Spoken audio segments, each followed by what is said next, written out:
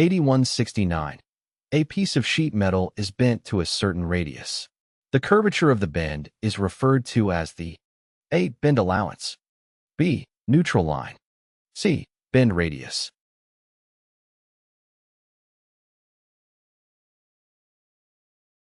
The correct answer is C.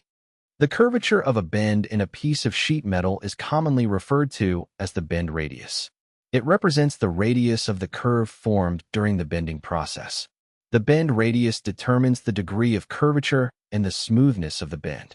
It is a critical factor to consider when designing and fabricating sheet metal parts, as it affects the overall strength, appearance, and functionality of the bent component.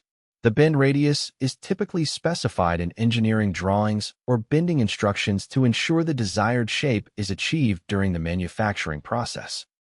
8170. You can distinguish between aluminum and aluminum alloy by A. Filing the metal, B. Testing with an acetic acid solution, C. Testing with a 10% solution of caustic soda.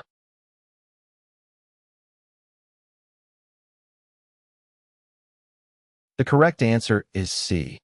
Aluminum alloys of the 2XXX series can be identified by using a 10% solution of caustic soda, sodium hydroxide. When this solution is applied to the material, it initiates a reaction with the copper present in the alloy, resulting in the formation of a dark spot or stain. The presence of copper in the alloy is responsible for this distinct reaction. The caustic soda solution effectively highlights the copper content by creating a visible darkening or discoloration on the surface of the aluminum. This reaction serves as an indication that the material belongs to the 2XXX series of aluminum alloys.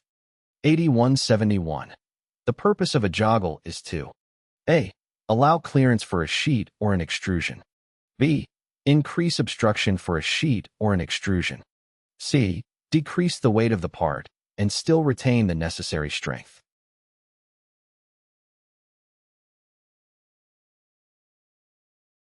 The correct answer is A. A joggle is a design feature used in sheet metal fabrication to create a recess or offset in a part. Its purpose is to provide clearance for another sheet or extrusion to fit into or pass through the joggled area.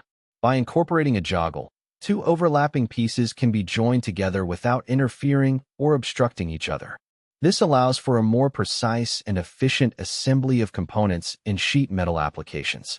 The joggle helps to ensure proper alignment and fit between the parts while maintaining the required clearance and functionality.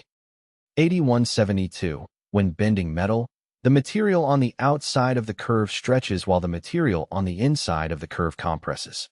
That part of the material which is not affected by either stress is the A. Mold line, B. Bend tangent line, C. Neutral line.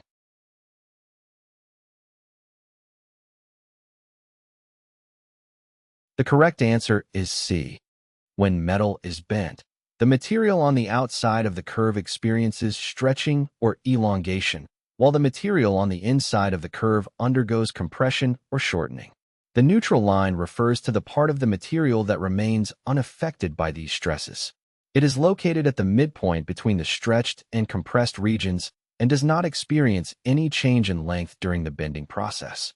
The neutral line is crucial in determining the bend allowance and developing accurate flat pattern layouts in sheet metal fabrication. 8175. The sight line on a sheet metal flat layout to be bent in a cornice or box break is measured and marked as A. 1/2 radius from either bend tangent line, B. 1 radius from either bend tangent line, C. 1 radius from the bend tangent line that is placed under the break.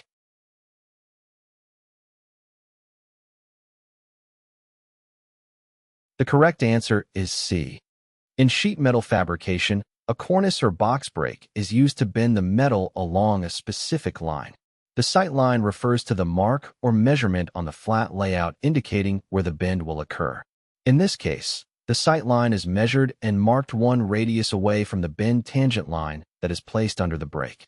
This ensures that the bending operation occurs at the desired location, allowing for accurate and precise fabrication of the sheet metal component.